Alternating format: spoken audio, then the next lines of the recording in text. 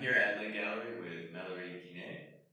Congratulations on your show. It was a really good success. Thank you very much. So I wanted to ask you first about your works. You have a really great eye for composition and for form. Do you have a formal art background or are you self-taught? No, I do that by myself. Actually, since I'm a little girl, I like to draw. But I really started to paint I don't know, 5 years ago. And just last year, I started to make these new paintings. Impressive. Thank you. And so your works have really good sense of movement to them. Do you do sketches for composition before you start, or do you do it all on the canvas? Yeah, actually, I have block notes. And like this, I can see the composition, if that looks great. And I also can add some colors to imagine the final result. So you do color studies too? Colors. You do color studies as well? Like not just pencil sketches, but also you figure out your color palette before you begin? Actually, I just imagine, I write actually really? the colors. So you do it in words? Yeah. Wow, that's very interesting.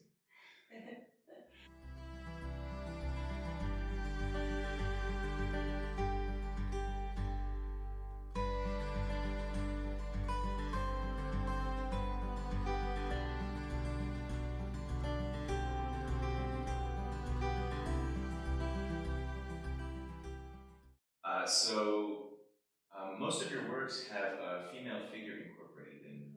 What is the concept behind this? What does it mean in the piece? So, yeah, actually, I really like the nature and the curves of the nature, and I think the women can represent that very well. And yeah, it's something I really like to draw and to paint. It's kind of romantic, like poetry, something like this. So one thing that almost everybody I've talked to about your show has remarked on is how clean and precise your craft is with the wire. So a lot of the pieces incorporate the wire outlines or wire elements to them.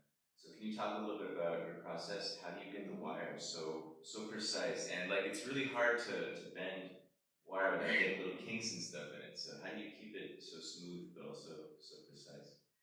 Okay, so actually, at first I use a pencil to draw the lines, and after I use pliers, okay, and I bend like this with my hands, and to make it totally on the lines on my canvas, and after I just use, I think it's universal glue, not too liquid, not too thick. And with the pliers, I take it and I put on it. And I just have to glue it like this. I haven't seen any glue underneath the wires, like no bleeding out, no little bits. Oh, it's very clean. I think if you see if you watch really carefully, you can see some. I'll get the magnifying glass later and have a look. Yes. All right. Would you mind telling us about 2 or 3 of the specific pieces in the show? Yeah. Like this one. I think this one is the most not really complicated background, but I use many different techniques. I don't know the name of the technique in English actually. It's delicacy. So you use a lot of medium or water to make the color very thin. So first I add I put some paintings and I put another layer but very thin, like this, that can mix the colors actually. Like you see all this is like this. At the beginning it was just blue, and after I add some colors. So they mix on the canvas? Yes. Yeah. How do you get the dots? Is that from a pattern, or do you just do it one dot? Yeah. No. It's from pattern, yeah. So is it like a stencil? Yes. Yeah. And I also use a knife, like you see here, and how say that? A cone, right? Oh, so the circle Yes. is from a cone. Yeah, yeah, So yeah. do you dip it in the paint and then put it on top, or do you paint and then scratch it away? Yeah, first I paint and after I scratch. Wow. Yes. That's good. So that's how you did that. I was wondering about that part. Oh yeah, good.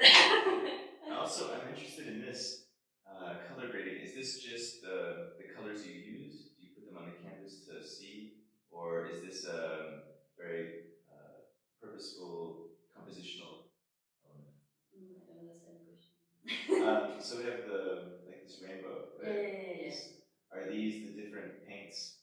Yes, I put, actually, you know, I have my brush, I put green and yellow, green on the side, yellow on the other side, and I do like this. And actually, I did that until here, and after when it was, I let it dry, and you see some drops. Actually, it's I put some colors on it, almost wait it dry, and put some water, and after soup to make it the rainbow appears. Very nice. Is there another one you want to? Yes, maybe the leaf over there. All right. So this piece here. Yeah, actually, I think you did too when you were a kid. You know, during winter or fall season, you probably saw many leaves like this. Dead leaves. And it's something it was really amazing to find a leaf like this. So I wanted to make it in real, but to make it bigger and to see all the details of the leaves. And so it's the same technique, of course, to bend and to glue. And after put it was I did so many patience to do that. I think this one made me 60 hours, something like this. Kind of boring at the end, but the result is. And that's gold leaf. Yeah, it's not real gold, but yeah, it's golden leaf. So what was the most time-consuming part? Was it bending all of the wire? Yeah. Yeah. And so did you sketch it on the canvas first? Like you said, you start with a pencil line. Yeah. Did you paint it and then sketch? Yes. Yeah, I painted the background first. I have to draw the lines and here, if you can see some still some marks of the pencil actually. That's wonderful. Thank you. So for this one, I used pouring painting as background.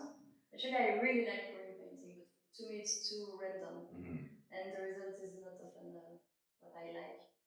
And so I decided, like this one or some others I made, to make a character in it, and to keep just the parts I really like. So like the hair here. So I have to paint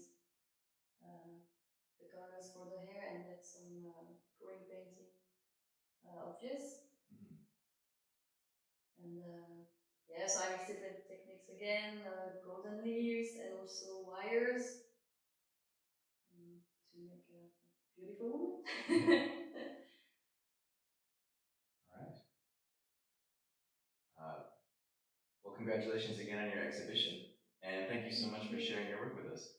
Thank you very much, and thanks to let me come here for the exhibition and for the interview. Of course. I appreciate it.